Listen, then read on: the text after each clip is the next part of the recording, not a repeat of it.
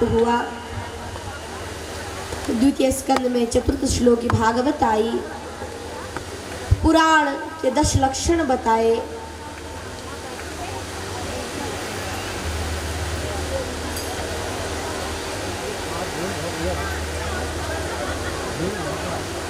इसी के साथ द्वितीय स्कंद को यही विराम, तृतीय स्कंद में प्रारंभ करें। तृतीय स्कंद को श्रीमद् भागवत महापुराण के तृतीय स्कंद में सुखदेव जी ने भक्त विदुर का वर्णन किया।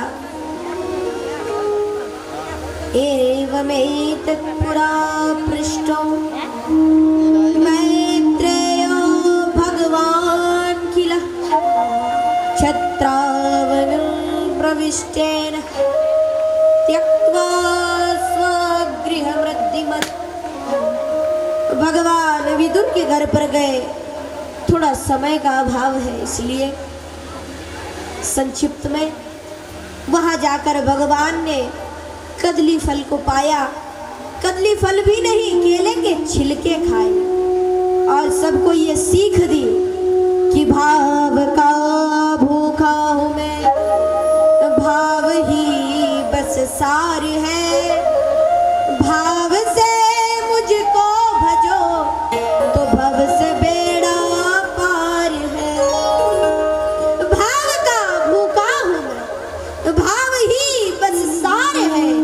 भाव से मुझको भजो तो भव से बेड़ा पार है। भगवान को केवल भाव अति प्रिय है, इसीलिए भावपूर्ण होकर आप लोग कथा सुनेंगे, भगवान को प्रसन्न करेंगे। तो विदुर घर भगवान ने केले के छिलके पावे, ये कथा सुनाई। भगवान ने पृथ्वी की रक्षा की और वध किया हिरण्याक्ष का। पुत्र कौन है? ब्रह्मा जी। तो नारायण के पुत्र हुए ब्रह्मा और ब्रह्मा जी महाराज के सर्वोत्तम 4 पुत्र हुए और सर्वप्रथम ये भगवान का पहला अवतार शनकादिक ऋषियों के रूप में जिन्होंने नारद जी को कथा सुनाई, वो शनकादिक ऋषि ब्रह्मा जी महाराज के मानस पुत्र सनक, सनंदन, सनातन और सनत कुमार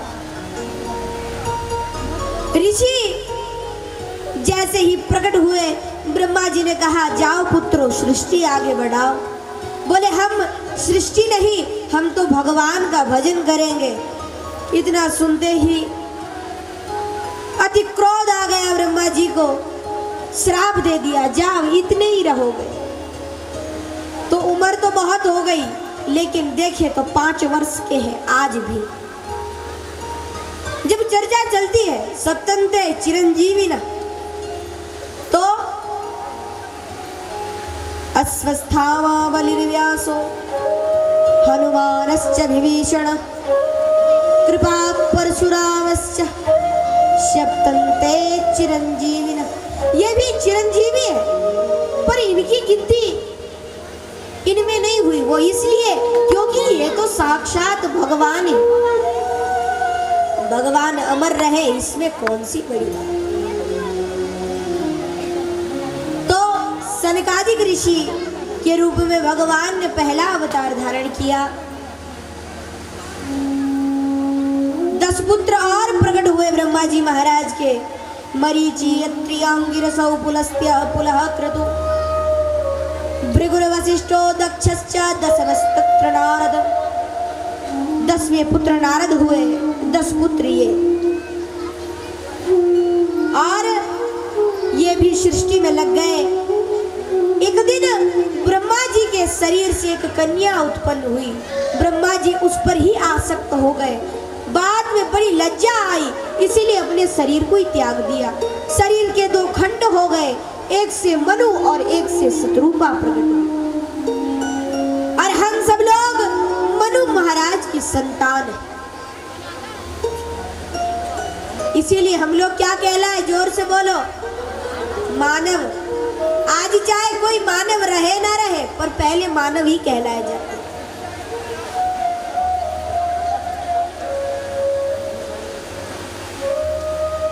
तो हम सब लोग मानव मनु जी महाराज की संतान हैं। तो मनु जी के 3 पुत्र और 2 कन्याएं हुई। 2 पुत्र 3 कन्याएं। उत्तानपाद और प्रिव्रत नाम के 2 पुत्र हुए। आकुति, देवहूति और प्रसूति 3 कन्याएं हुई।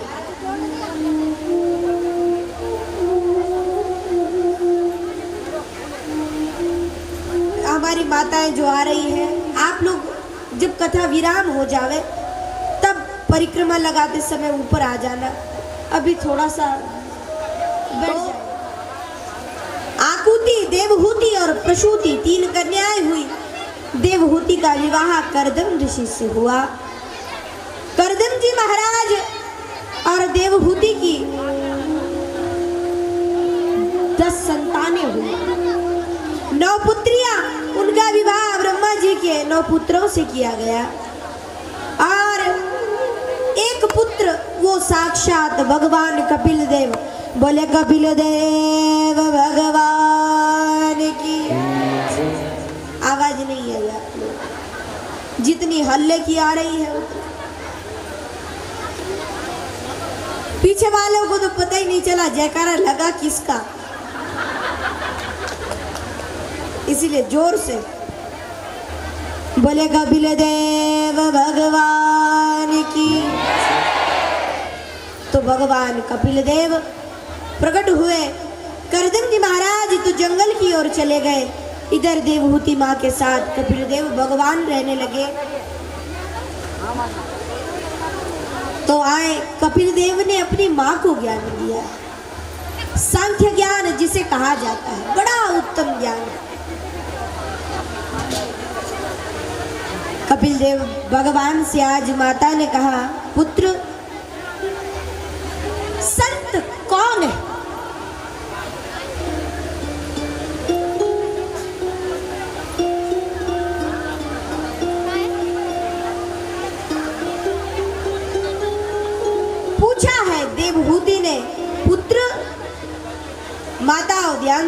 लेना इस बात। फिर पूछते रहते हैं लोग संत कौन है। आज कपिल देव भगवान ने क्या उत्तर दिया? देवहूति मैया ने कहा, पुत्र संत कौन है? संत अगर तुम्हें नारद जैसा मिल गया तो भगवान मिलने में भी समय नहीं लगेगा, क्योंकि ना रद भगवान नारायण भी जिसकी बात रद्द ना कर सके ऐसा नारद।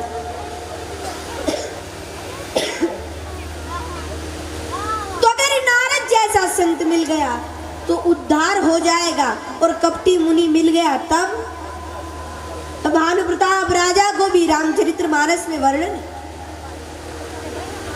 भानु प्रताप जैसे राजा को भी रावण बना देगा। इसीलिए संत कैसा होना चाहिए उसका वर्णन करते हैं। तितिक्षवः करुणिका सुहृद सर्वदेहिना अजात शत्रवः शांत साधव साधु भूषण। अजात शत्रु है जो, तितिक्षव करुण है, सुहृद है, सर्वदेहिना जो दूसरे को कष्ट होता है तो उसे कष्ट होता है। सर्वदेही अजात शत्रवः जिसका कोई दुश्मन नहीं।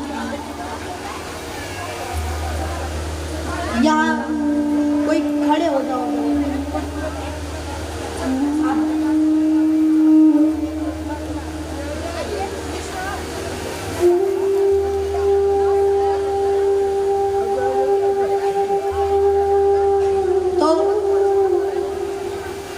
अजात शत्रु है जो, जिसका कोई दुश्मन नहीं।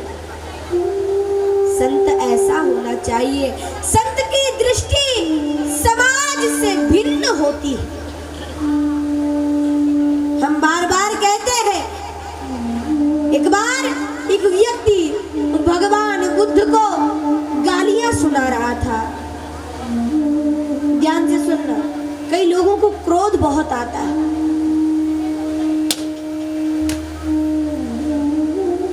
एक बार बुद्ध भगवान को एक व्यक्ति गालियां सुना रहा था, लेकिन आश्चर्य की बात यह थी कि बुद्ध भगवान सुने जा रहे थे और हंसते जा रहे थे।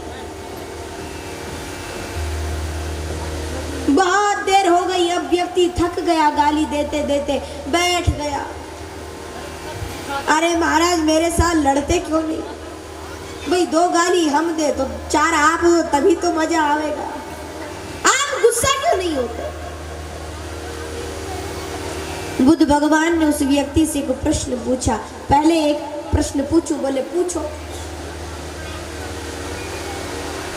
तो ऐसा बताओ, हम आप लोगों से पूछते, मानो आपके पास एक लड्डू है।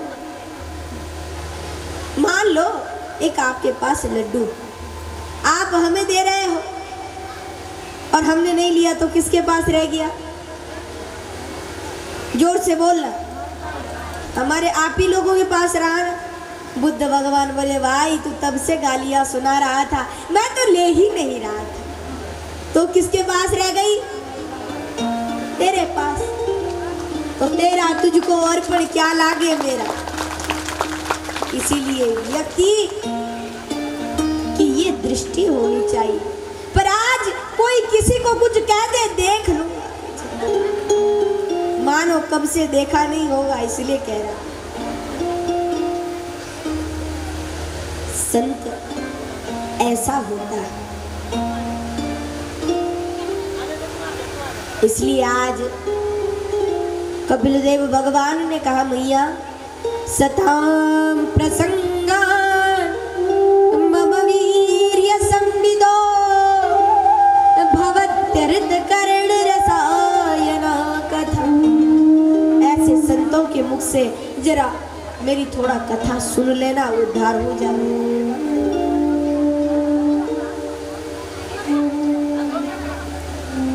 आप लोगों से एक बात कहे, व्यक्ति कथा पता है कब नहीं सुनता? व्यक्ति कथा पता है कब नहीं सुनता? या तो उसे जबरदस्ती बैठाया हो के लक्षण बताए और संतता बताई। माँ देवहूति ने कहा, पुत्र तत्व कितने? और बड़ी सोचने की बात यह है, तत्व 24 है। भगवान के अवतार भी कितने हैं? 24। तत्व भी कितने हैं?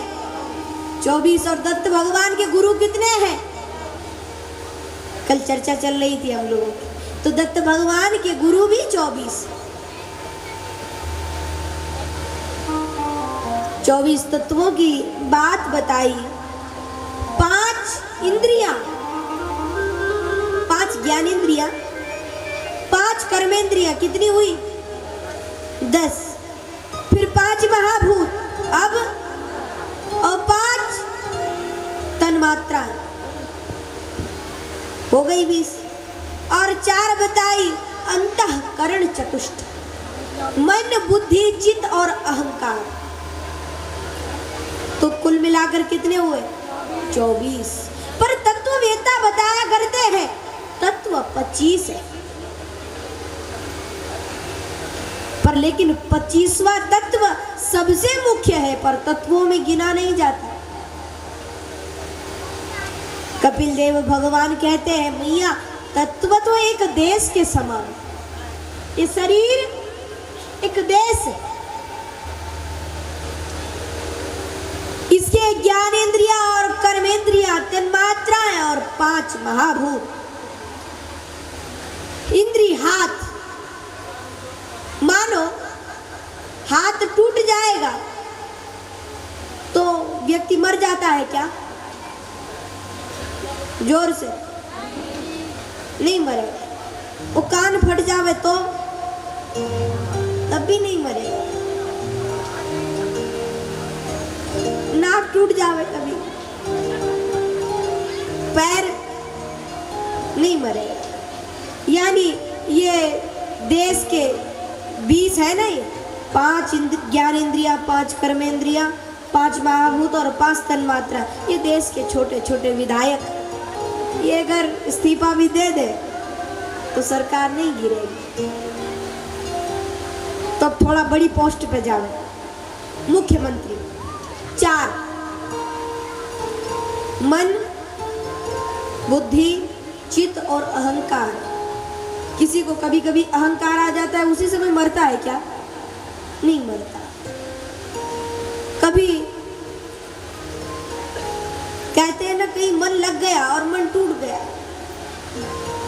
भाई उसने बात नहीं सुनी हमारी, तो यानी इनसे भी कुछ नहीं होने का, फिर भी आदमी नहीं मरेगा।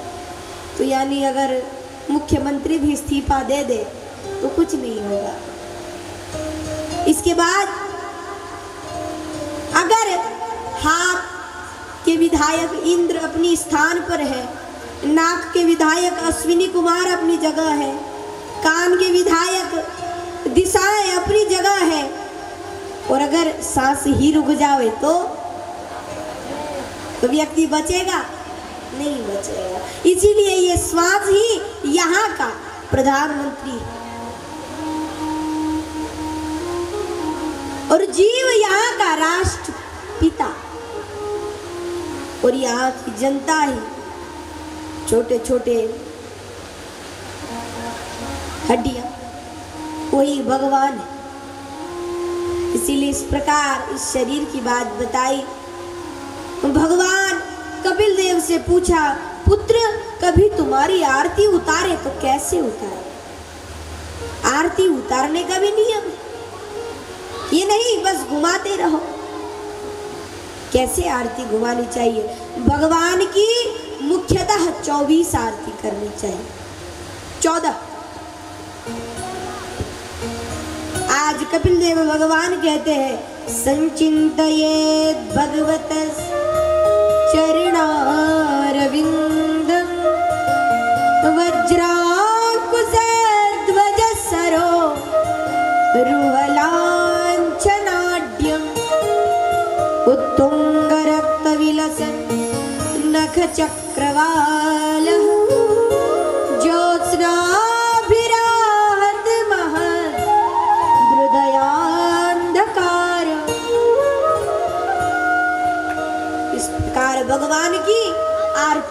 चाहिए। मुख्यतः 14, देखो 14 का नियम भी है। 2 पैर की, 2 घुटनों की कितनी हो गई? 4, 2 छाती की 6 और 1 मुख की 7 और 7 संपूर्ण अंग की। इस प्रकार भगवान की 14 आरती करनी चाहिए। इस प्रकार कपिल देव भगवान अपनी माता को सांख्य ज्ञान का उपदेश कर रहे हैं और बार बार कहते हैं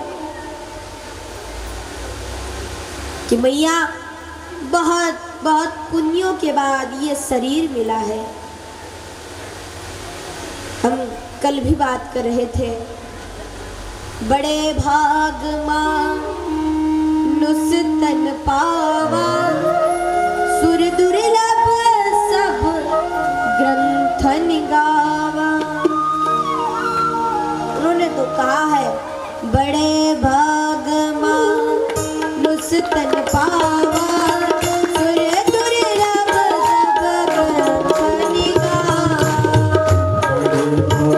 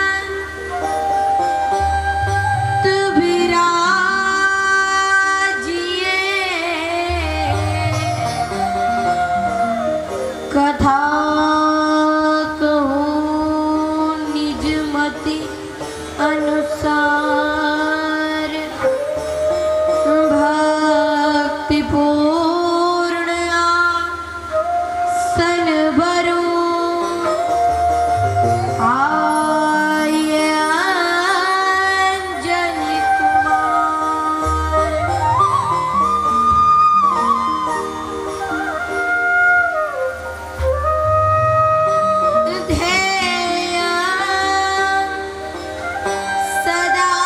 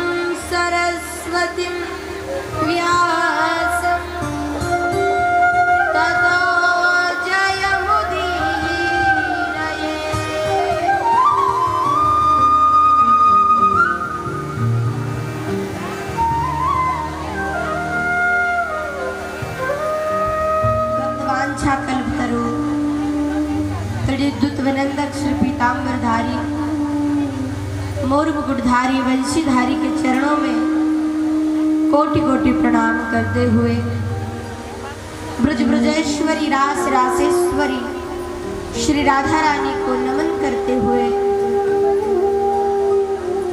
उपस्थित विप्रवृंद,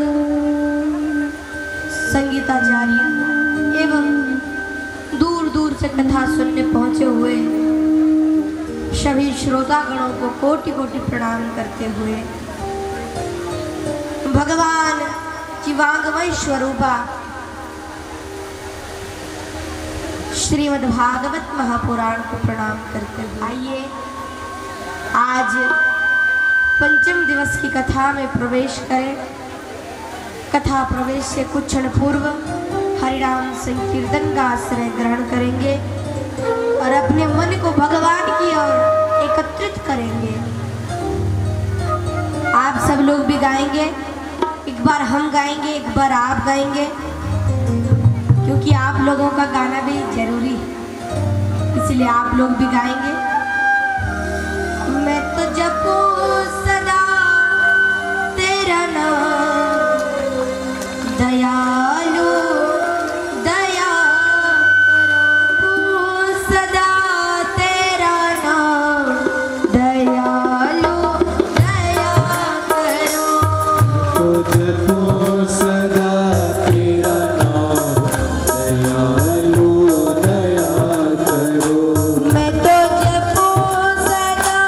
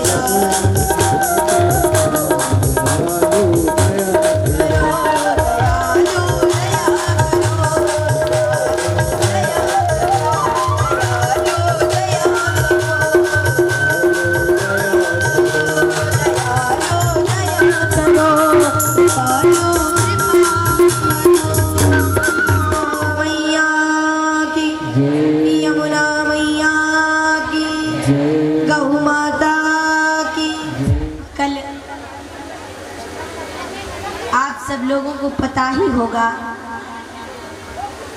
क्योंकि जो लोग कल आए होंगे उन्हें पता है कि कल कथा कहाँ पहुंची थी। कल हम सब लोगों ने कृष्ण जन्मोत्सव की कथा की चर्चा की।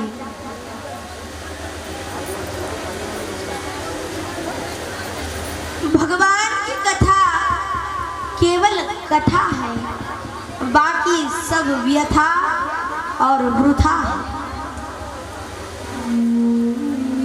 इसीलिए हम कथा पंडाल के अंदर जैसे ही पहुंच जाते हैं, व्यथा और वृथा को त्याग देना चाहिए और कथा का संचय करना चाहिए।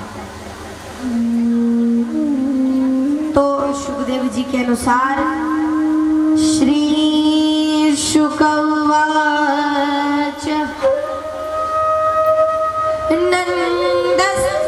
नन्दस्त्वात्मज उत्पन्न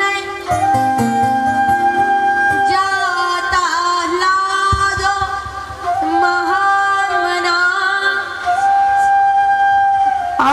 आहूय विप्रान् वेदन्ना स्नातं सुचिरलंकृतः। आज भवानंद के घर पर आनंद बन रहा है।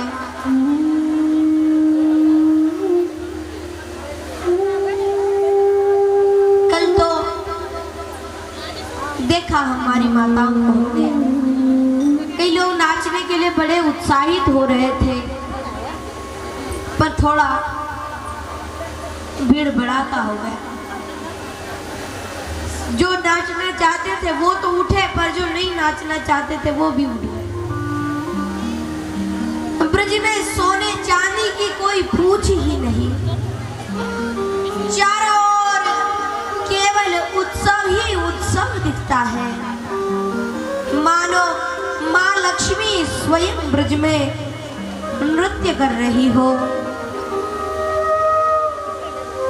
नंद बाबा जितना लुटाते हैं, तिजोरी उतनी ही भर जाती है।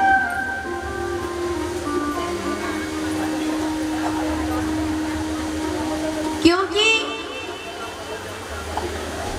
माँ लक्ष्मी के पीछे जो लोग भागते हैं, लक्ष्मी जी उनसे और दूर भागती है, और जो लोग लक्ष्मी जी को छोड़कर भागते हैं, लक्ष्मी जी उनके पीछे भागते हैं।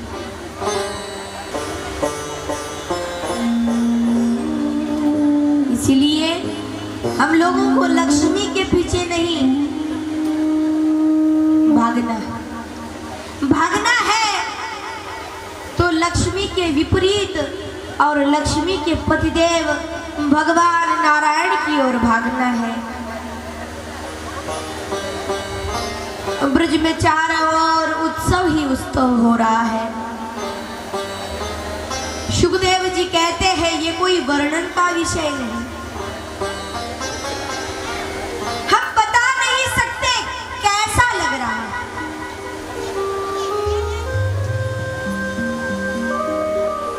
जैसे ब्रह्म निर्वचनीय है, वैसे ही ये उत्सव वचन का विषय है।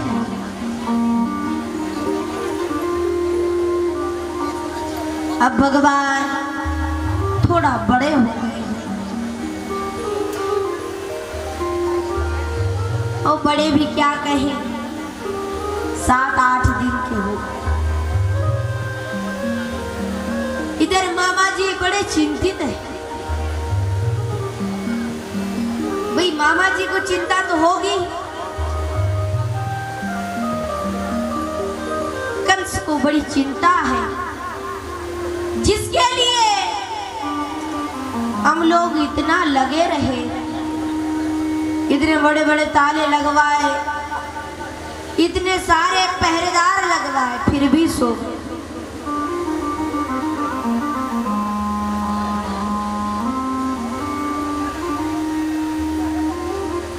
पर लेकिन वो भाग गया, अब उसे कैसे मारा जाए?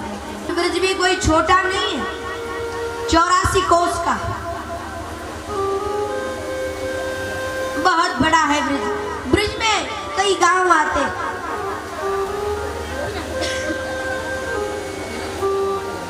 तो कहाँ गया होगा, ना जाने किस गांव में होगा। कंस मामा बड़े चिंतित है। आज प्रलंब, बक, चांडूर, पूतना, द्विज इत्यादि कई दैत्यों को बुलाया। दैत्यों को बुलाकर उनसे सलाह लेने लगा, क्या किया जाए। ये सुनते ही तृणावर्त ने कहा, मैं जाऊंगा। क्यों? भाई मैं बवंडर का रूप धारण कर जाऊंगा, कोई मुझे देख ही नहीं पाएगा।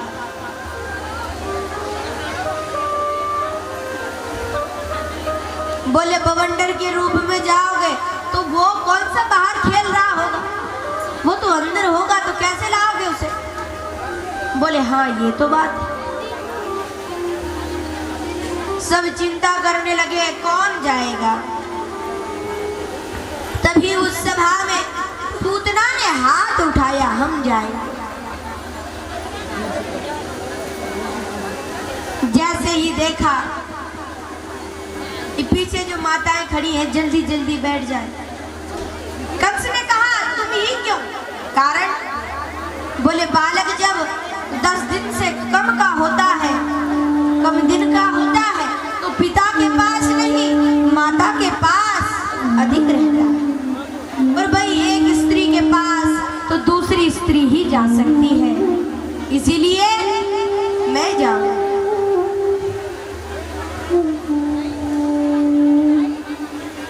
सुंदर रूप बना लिया पूतना ने, दिव्यालौकिक रूप धारण कर चल पड़ी,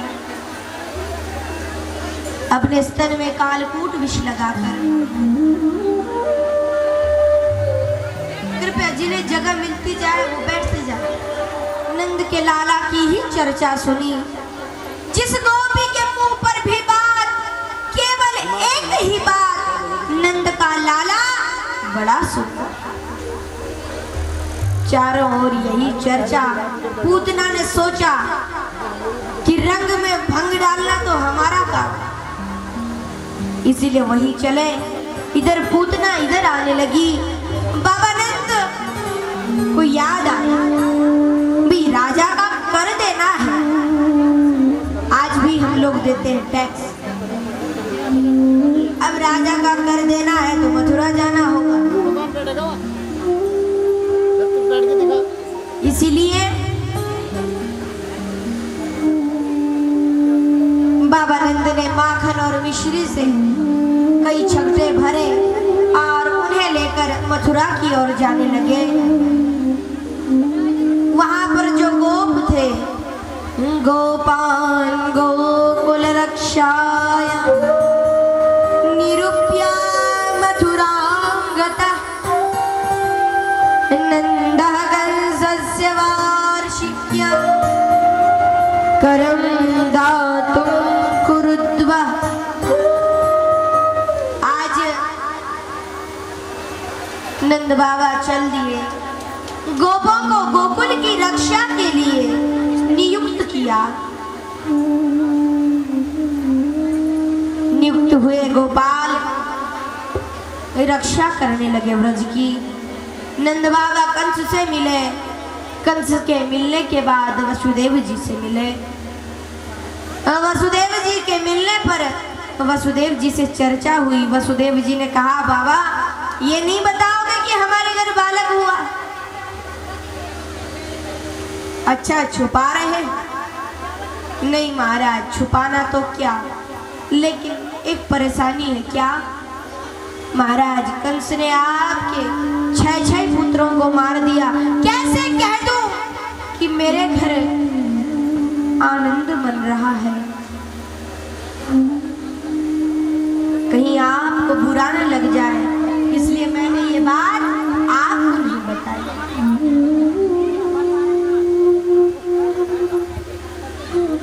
तो आज बाबा वसुदेव जी से मिले। इधर पूतना माँ यशोदा के पास पहुंची। प्रणाम दीदी जी। हमारी माताएं मानो यहाँ कथा में भी कोई कई दिन बाद मिले तो पहले गले मिलते हैं, थोड़ी देर रिश्तेदारी चलती है, फिर चलकर कथा होती है। तो पर पूतना ने भी वैसे ही कहा, मैया दीदी प्रणाम। यशोदा मैया ने कहा, ये कौन सी रिश्तेदार है? अब देखे और कहे अगर कि पहचाना नहीं। कई लोग फोन करते, पहचाना? भाई पहचानेंगे कैसे, दिख थोड़े ही रहे। और अगर ये कह दे नहीं पहचान तो भी आफत। माताएं हमारी दूसरे का मन रखती है, कहीं से ठेस ना पहुंचे, इसलिए ना पहचानते हुए भी पूतना का, हाँ बहन पहचान लिया। नाम क्या है मेरा? अरे नाम याद नहीं आ रहा, शकल याद है। अच्छा तो कैसे बहन इतने दिनों बाद? बस लाला के दर्शन करने आई हूँ मैया, लाला के दर्शन करा दे। चल अंदर। अंदर ले गई मैया पूतना को। पल्ला में लेटे हुए थे लाला। ये है लाला। अच्छा गोद में ले सकती हूँ मैया? नहीं अभी नहीं लेना बहन, अभी बेचारा सोया है। इतना चिल्ला रही हैं ये गोपियां, तो इतना हल्ला कर रही हैं, इसको नींद ही नहीं आ रही। बड़े मुश्किल से थोड़ी देर के लिए सोया है, सोने। एक गोप तब तक चिल्लाया, मैया आती हूँ आती हूँ। बहन उठाना नहीं, यहीं रहना, मैं भी आती हूँ। मैया तो बाहर चली गई। पूतना ने कन्हैया को देखा। कन्हैया ने फट से अपनी आंखें बंद कर ली। किसी ने कहा क्यों आंखें बंद की? एक महात्मा जी ने कहा इसलिए आंखें बंद की क्योंकि भगवान चिंतन कर रहे हैं भगवान शंकर का। समुद्रों पे संसार से जब विश्व प्रकट हुआ था ना,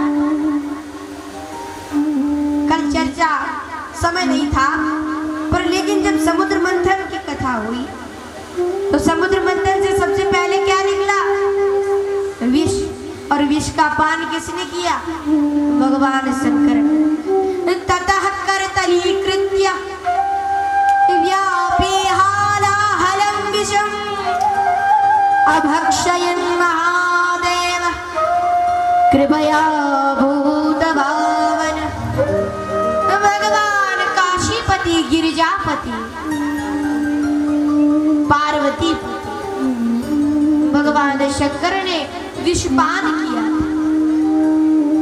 महात्मा जी कहते हैं भगवान कृष्ण आज उन्हीं का चिंतन करने लगे। प्रभु हम तो आए थे व्रज में माखन मिश्री खाने, ये जहर पिलाने वाले लोग पहले ही आ गए।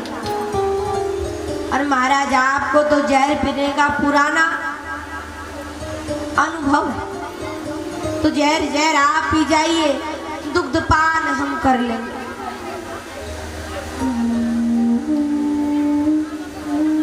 तो भगवान ने शंकर का ध्यान किया, आंखें बंद की। अब पूतना ने कन्हैया को गोद में उठा लिया। इधर वसुदेव जी ने बाबा को बता दिया, बाबा कुछ बुरा होने वाला है। क्या कहते हैं वसुदेव जी? नहीं बाबा कुछ बुरा होने वाला है, आप ब्रज में जाओ, वापस जाओ। बाबा ने कहा हाँ कर तो मैंने दे ही दिया है, अब चलता हूं। चलने लगे। इधर पूतना ने कन्हैया को उठाया, गोद में लिया, स्तनपान कराने लगी। स्तनपान कराकर आकाश में उड़ गई। अब तो भगवान ने पूतना के पहले विषपान किया, उसके बाद दुग्धपान किया और अब उसके प्राणों को पीने लगे। तड़पने लगी पूतना। सामुंच मुंचालमिति प्रभाषिणी निस्पीड्ययामान खिल जीव मरिमणि विवृत्त नेत्रे चरणौ भुजौ मुहु प्रस्विन्न गात्राच पतोरुरोध। सामुंच मुंचालमिति प्रभाषिणी, मुंच मुंच छोड़ दे मुझे, छोड़ दे। इस प्रकार पूतना आकाश में उड़ने लगी और चिल्लाने लगी, छोड़ दे, छोड़ दे। लेकिन कन्हैया ने बड़ी सुंदर बात कही, ऐ पूतना, ऐ मौसी, वैसे तो हम किसी को पकड़ते नहीं और जिसको पकड़ लेते हैं फिर उसे छोड़ते नहीं। भगवान ने पूतना के प्राणों का पान कर लिया और पूतना को वो गति दी जो माँ को दी जाती है। आकाश से गिर पड़ी पूतना, मृत्यु हो गई। बोले पूतना मर्दन भगवान की। वध हो गया पूतना का, गिर पड़ी। सारे ग्वाल बाल चिल्लाने लगे, वहां आ गए। अरे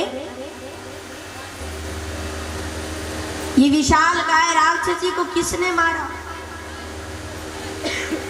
एक ने कहा लगता है दौड़ रही होगी, पत्थर से टक्कर लगकर गिर गई और गिरकर मर गई।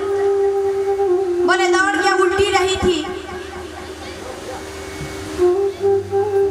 अरे नहीं भाई, गिर गई हो गई। बोले पत्थर तो तेरी अकल में पड़े। क्यों भाई, आकाश में भी कभी पत्थर होते हैं क्या? नहीं तो कैसे मरी? एक लाला के मुंह से निकल गया, मैया लगता है तेरे लाला ने इसे मारा। माँ ने एक थप्पड़ मारी, चुप, आज के बाद कहा तो अच्छा नहीं होगा। मेरा इतना सा लाला वो इतनी बड़ी राक्षसी को मारेगा क्या? और पूतना कोई छोटी नहीं, 18 किलोमीटर का शरीर है इसका। पतमारो विदद्देहस त्रिगभ्युत्तरद्रुमान, 3 कोस का शरीर यानी 18 किलोमीटर। और ने कहा बात पहले बाद में करना, पहले कन्हैया को उतारो। बड़ी बड़ी सीढ़ियां लगाई गई तब कन्हैया को उतारा। तब तक बाबा वहां आ गए और बाबा ने कहा पूतना अपने पाप से ही मारी गई है। और हम तो रास्ते पर हनुमान जी का ध्यान करते हुए आ रहे थे। अरे उन्होंने ही मेरे लाला की रक्षा की। यहाँ पर भी हनुमान जी, हम लोगों ने भी दर्शन किया। बोले सिद्धवली हनुमान जी महाराज की। इसीलिए नंद बाबा ने कहा लगता है हनुमान जी ने ही मेरे बालक की रक्षा की है। मैया ने कन्हैया को ले लिया और झाड़ा लगाने लगी। भगवान के ही नामों से कन्हैया को झाड़ा लगाया। एक बात बड़ी सोचने की, राम जी ने सबसे पहले किसको मारा?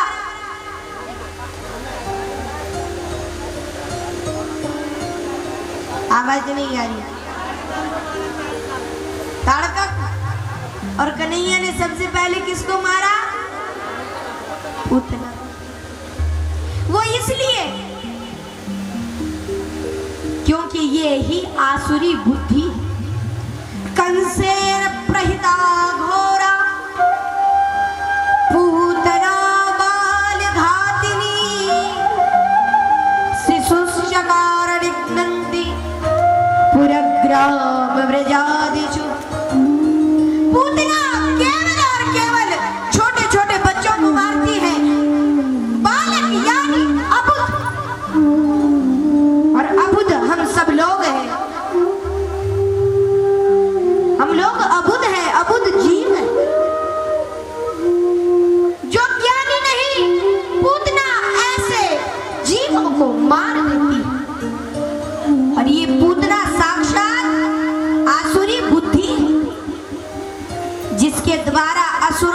निर्माण होता है। भगवान ने कहा अगर बुद्धि मर जाएगी तो उतने ही रहेंगे जितने हैं, फिर निपटाते रहेंगे।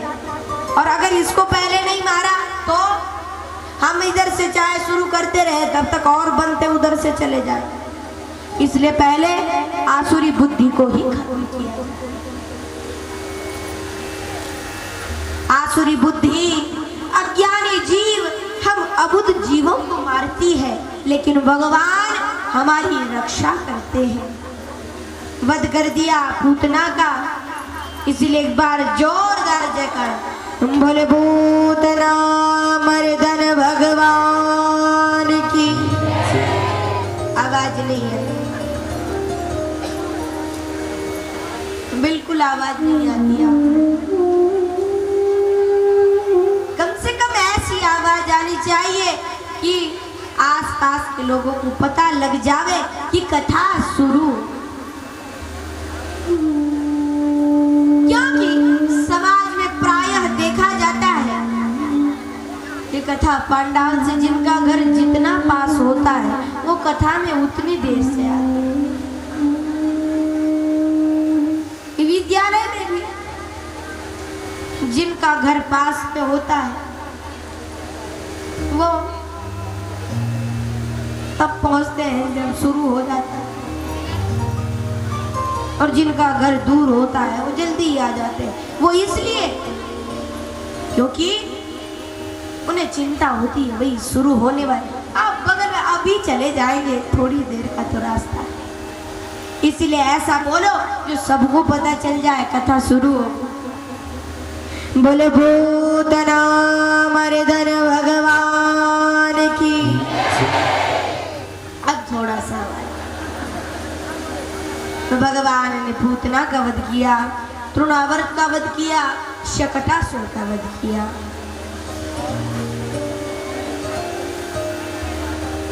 एक बार बाबा भी भोलेनाथ भी आए थे ब्रज में दर्शन करने भगवान के, उस कथा को सुनाया। अब कन्हैया थोड़ा बड़े हो गए हैं,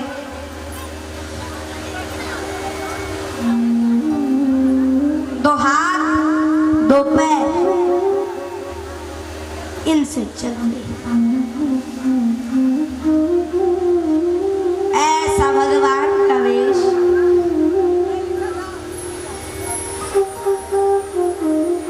भगवान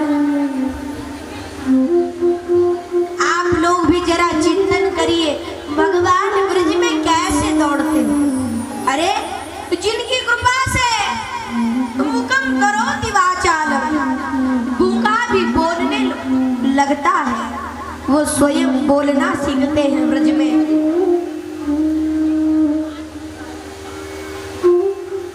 ऐसे भगवान ब्रज गोपाल नंद नंदन यशोदा नंदन भगवान कृष्ण